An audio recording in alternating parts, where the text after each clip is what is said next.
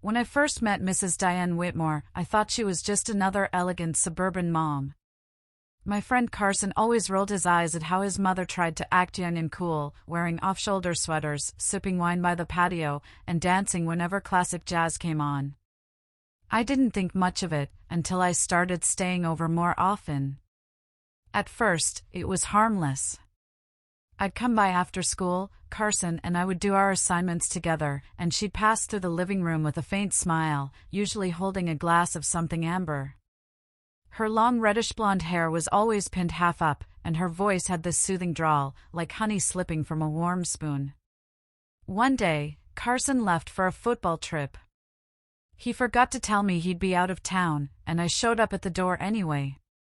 Mrs. Whitmore answered in a silky robe tied at the waist. Her eyes lit up when she saw me. "Well now," she said slowly, looking me over. "Didn't expect company today." I was about to turn back, apologizing for the mix-up, but she opened the door wider. "You can still come in. Unless you're scared of me." I laughed. "Scared of you?" "Of course not." She gave a soft chuckle and closed the door behind me. That night changed everything. The air inside the Whitmore home had a different feel, quiet but full of something, thick, like heat trapped between the walls. I stayed for dinner. She poured wine in 2 glasses without asking and lit candles in the dining room. "To surprises," she said, raising her glass. The way her eyes lingered on me made my skin prickle under my jacket. I wasn't sure if it was the wine, the candlelight, or the way she'd slipped her robe off her shoulder a little too far, but my heart beat faster than usual. After dinner, she told me I could spend the night if I didn't feel like heading home alone. "I've got a guest room," she said, leading me down the hall, her robe fluttering behind her like a whisper. "But my bed's warmer." I looked at her, unsure whether to laugh or ask if she was serious. "I'm teasing," she added, though her smile said otherwise. The night was long and restless. I laid under soft sheets in the guest room, staring at the ceiling, listening to every creak of the house. Around midnight, the door creaked open gently. I sat up, startled. "It's just me," Diane whispered. I couldn't sleep. She stepped into the moonlight filtering through the window. I could see the curve of her silhouette beneath the thinner robe now, barely tied, soft cotton clinging to her like a second skin. "I brought some tea," she said, placing the cup on the nightstand. "Helps calm the nerves." She sat on the edge of the bed and sighed. "You remind me of myself when I was younger. Curious. Nervous. Always wondering what could happen." I swallowed. "What do you mean?" She turned to look at me, her fingers gently brushing a strand of hair from my face. "Do you ever wonder," she said, her voice low, "what would happen if someone just made the first move?" I froze. Her hand moved from my hair down to my shoulder. Her fingers were warm. Gentle. My breath hitched. Before I could react, she slowly reached for the blanket and peeled it down just enough. My skin shivered beneath the cool air, and before I knew it, her fingers traced lightly along my arm. A trail of warmth bloomed where she touched. I couldn't stop her. My body betrayed me, leaning toward her. Still, I couldn't believe what was happening. I should have said something. I should have pulled away. But I didn't. Her lips brushed the top of my collarbone. Just once. Then again, slower. I felt every moment in waves, like ripples over still water. Then her hands moved lower, trailing beneath the edge of my tank top. Her touch was searching, delicate but sure. I gasped quietly, but my body didn't resist. And when she kissed the hollow between my shoulder and my neck, I melted. It wasn't aggressive. It wasn't even fast. but the way she explored each line of me, every curve and hollow, was like a painter admiring a canvas before each brushstroke. And when her mouth found a certain place I'd never thought another woman would even go near, well, let's just say I froze entirely. The sensation was like a spark igniting along my spine, and for a moment I forgot where I was. Who I was. Her lips stayed there, warm, soft, purposeful. I couldn't move. I didn't want to. The only thing louder than the silence was the pounding of my heart. I don't know how long I laid there under her touch, still as a statue yet burning inside. My heart thudded so loud I was sure she could hear it. And maybe she did, because she paused, pulling back just slightly, her eyes meeting mine in the dim light. "If I've crossed a line," she whispered, her voice brushing against me like velvet, "you can say so. And I'll stop." I didn't speak. I couldn't. She tilted her head, reading me like a book she already knew the ending to. "That's what I thought," she murmured. Her fingers moved again, slipping lower but never too far. Always suggestive, never vulgar. There was art in what she did, every motion was fluid, like a dancer knowing just how to command attention with the flick of a wrist or the roll of a shoulder. She guided me to lay back fully, then lifted the soft hem of my tank again, this time with purpose. My skin arched toward her fingers instinctively. They grazed across my center, not touching directly, but close enough that I felt a pull, a tingle, a desperate need I didn't yet understand. I whispered her name. "Diane." She hushed me gently, placing one finger against my lips, then leaned in so close I could feel the warmth of her breath. "No one has to know," she said, her voice almost a lullaby. "Just feel." And I did. Her lips traced patterns like cursive over my ribs, across my stomach. With every press, every delicate kiss, she learned me. Understood me. She never asked what I wanted, she just knew. And when she settled between my hips, hovering over that hidden place only I had ever truly explored before, I nearly stopped breathing. She looked up at me once more, as if asking permission with her eyes. I nodded. Or maybe I blinked. I don't even remember. All I know is what came next was soft, slow, and unforgettable. Her mouth pressed down gently, and I felt something inside me shift.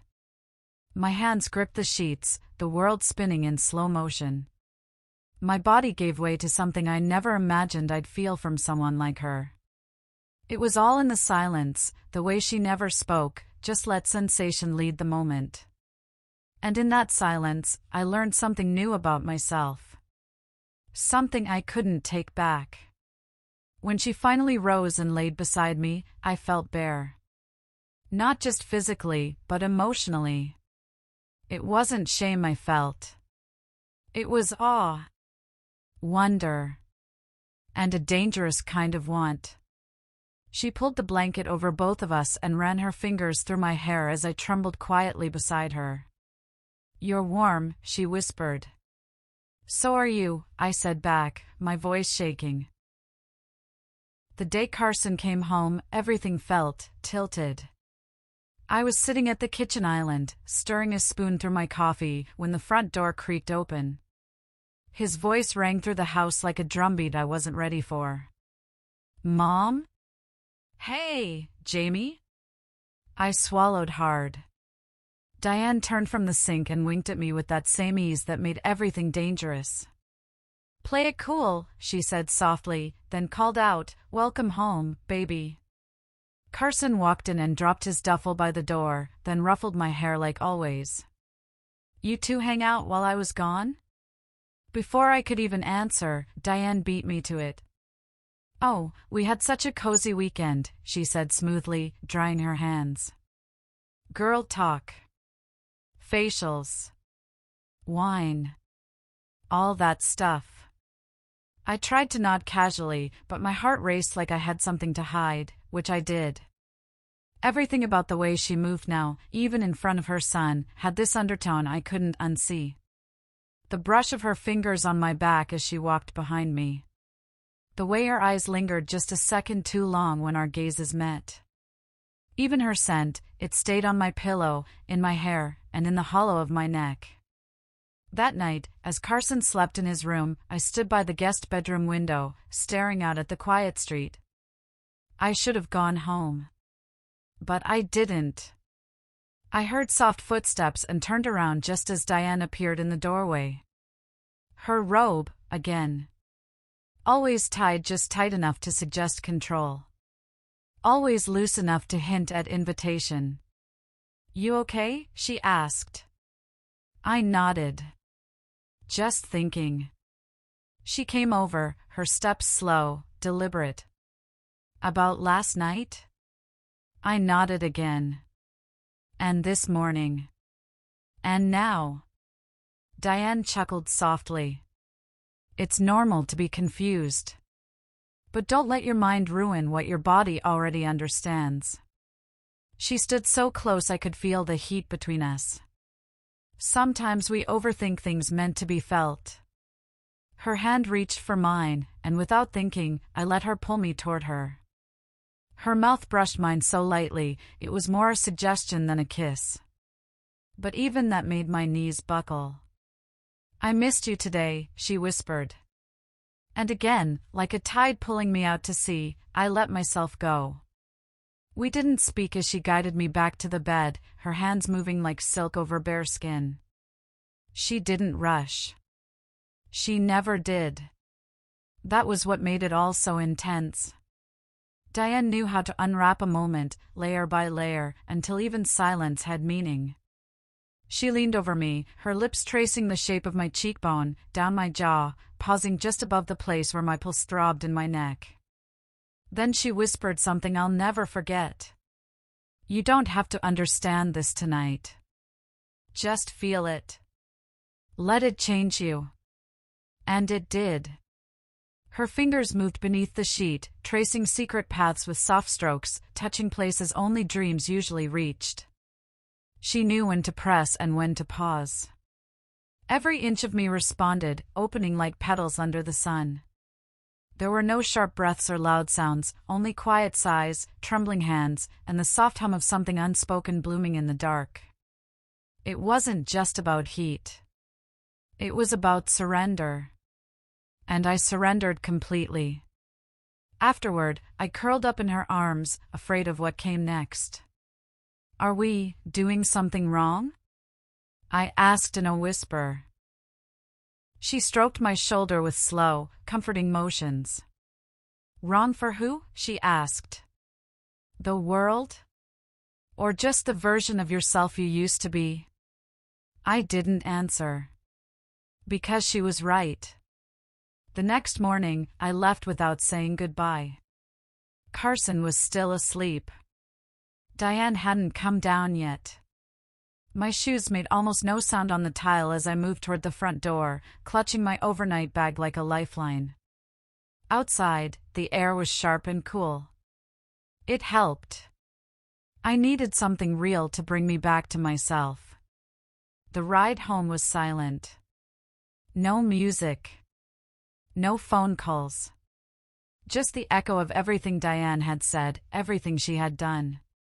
Every time I blinked, I saw her again, the way her lips had moved when she whispered into my neck, the curve of her smile when she slipped the strap from my shoulder, the softness of her hands sliding over me like she already owned me. I didn't go back to Carson's house for 3 days. When he finally texted to ask if I was okay, I told him I was sick. Not technically a lie, I was sick with thoughts I couldn't untangle. But avoiding Diane didn't make her disappear. I could still smell her when I closed my eyes. The scent of her perfume was laced into my favorite hoodie. Her voice played in my head when I tried to sleep. Her touch was mapped into my skin, like my body remembered more clearly than my mind allowed. On the 4th day, a package showed up at my front door. Inside was a simple note in her delicate script, "Come for tea. I miss your eyes." Below the card was a small bottle of amber perfume, the exact kind she wore. I stared at it for hours before finally giving in. When I arrived at her house, Diane opened the door like she'd been waiting the whole time. Her hair was up, her lips a subtle red, her silk robe clinging to her as if gravity knew exactly where to hold on. "Thought I scared you off," she said softly. I stepped inside, and the door closed behind me. "You did," I whispered. "But I came back." Her smile was slow, warm. "Good." She led me to the sunroom, where the late afternoon light filtered through gauzy curtains. A teapot steamed gently on the table, 2 china cups already waiting. We sat in silence at first, sipping. My fingers trembled as I held the porcelain. I didn't know what to say. "I know what you're thinking," she said finally. "Do you?" She nodded. "You're afraid." "Not of me. Of what this makes you feel." I met her gaze, and the weight of it almost made me crumble. "Is it wrong?" I asked. Her smile didn't waver. "You already asked me that. You just want a different answer now." She moved closer, slowly, deliberately, like she was giving me a chance to stop her. But I didn't. I couldn't. She set her teacup down and brushed her hand over mine. "Come with me," she said. We walked together, barefoot, into her bedroom. It smelled of warm linen and something faintly floral, something familiar now. She sat on the edge of her bed and reached for the sash of her robe. "If you take one step forward," she said softly, "I'll show you everything you've been wondering." I didn't move. But I didn't run either. My breath caught in my chest as she undid the knot slowly, letting the fabric fall open just enough. She didn't fully undress. She didn't need to. She leaned back on her elbows, eyes fixed on me. "Or," she said, "you can leave right now, and pretend this was all just a very vivid dream." I took one step. Then another. And then her hands were on me again, not frantic, but patient, like she was unwrapping something fragile. Me. She guided me down beside her and kissed me like she had all the time in the world. There was no rush. Only reverence. Her mouth moved over mine like a promise, and her fingers swept along my body with practiced grace. She slipped my blouse open without urgency, touching just the places that made my breath shiver and my mind dissolve. She laid me back and whispered things I couldn't repeat, things meant only for the space between her lips and my skin. The way she worshipped every inch of me made me ache in ways I didn't know were possible. And when she lowered herself again, I felt it all. The warmth. The softness. The pulse of something too big for words. My fingers tangled in her hair as she moved rhythmically, her mouth exploring with feather-light pressure and perfect control. My back arched, my legs trembled, and when it reached the peak, I could do nothing but hold on as the world went utterly quiet. After, I lay in her arms again, weightless. "You always look like you're about to cry after," she whispered, stroking my cheek. "I think it's because I don't know what to do with how this makes me feel," I admitted. "That's okay," she said. "Some things don't need fixing. Just feeling." I stayed with her until the sun set behind the trees. Neither of us spoke much after. We didn't need to. The room was heavy with everything we'd just shared, again. Her touch still hummed against my skin, like music fading after the last note. At some point, Diane stood and walked over to the mirror, adjusting her robe and brushing her fingers through her tousled hair. She didn't look like a woman who had regrets. She looked like someone who had waited a long time for someone to finally understand her. And maybe that was the part that broke me a little. Because I understood her too well now. She turned, watching me from across the room. "You're not staying tonight," she said softly, not as a question, but as a truth. I shook my head. "I don't think I should." Diane nodded, the corner of her mouth lifting just enough to betray something like sadness. "You're afraid of how much more it'll mean if you do." She was right. I sat up slowly, pulling my clothes back into place, my body still buzzing with the memory of her, the way she moved, the way she explored every part of me like it was sacred. She came over and helped me straighten my blouse, her fingers brushing down my sleeves. "Will you still come around?" she asked quietly. I nodded. "I'll try." That's all I needed to hear. There was a stillness between us then, soft and loaded, like a storm that had passed but left the air thick with charge. Her fingers cupped my face one last time, her thumb sweeping across my cheek. She kissed me again, gently, like a promise that wouldn't need repeating. Then I walked out the door. As I stepped onto the porch, I saw Carson's car parked across the street. He hadn't come inside yet. Maybe he never would.